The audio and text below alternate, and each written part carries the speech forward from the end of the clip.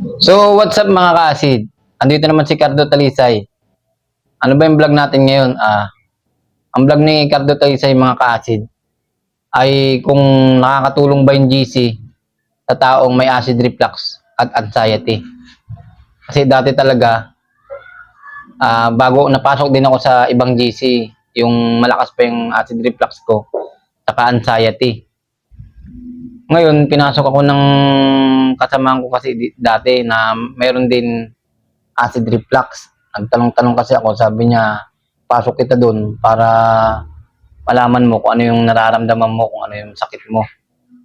Ngayon, kung makakatulong ba itong GC mga ka-acid, makakatulong talaga yung GC mga ka-acid. 90% ang nakakatulong. Yung 10%, yung negative na makukuha mo sa GC. 90% positive. Yan ang opinion ko dyan mga ka-acid. Kasi itasabihin ko muna sa inyo yung negative na 10% na hindi nakatulong sa GC para sa akin. Kasi yung malakas pa yung acid reflux ko at anxiety, dun sa GC na sinalihan ko, marami palang GC yan mga ka-acid.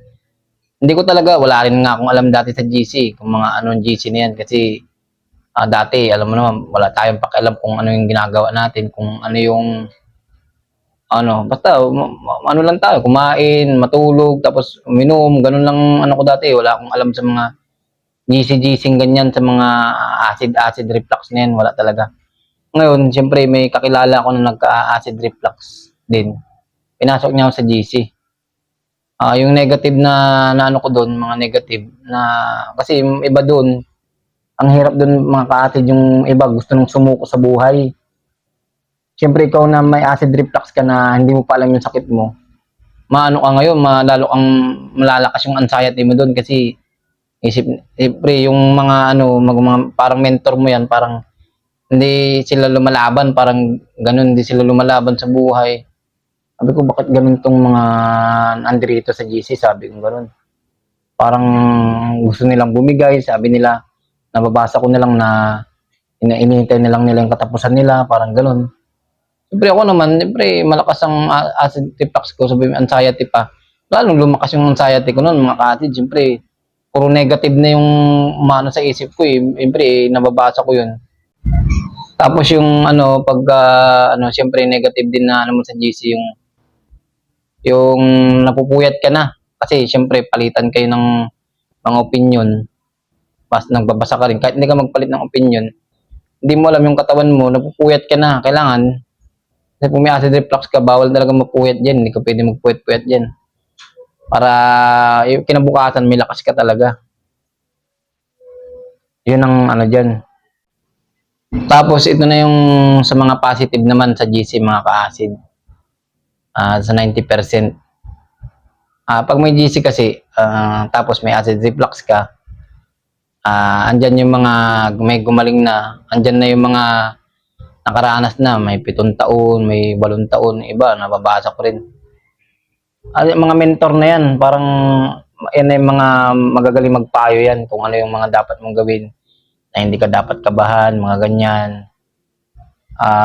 Sila na yung mga nagpapayo. Tapos ang rin yan, ang positive pang makukuha mo pag sa GC, yung hindi ka nag-iisa, na hindi lang ikaw yung makakaramdam niyan ng ganyang sakit. Kasi napakahirap niyan kung wala ka talagang masabihan.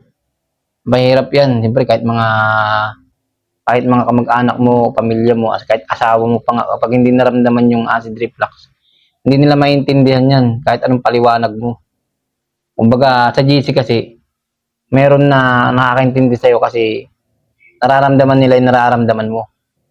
Yun ang magandang positive na nakukuha sa GC. Tapos siyempre ikaw, hindi ka kakabahan na panatag yung loob mo kasi hindi lang ikaw yung nakakaramdam nun.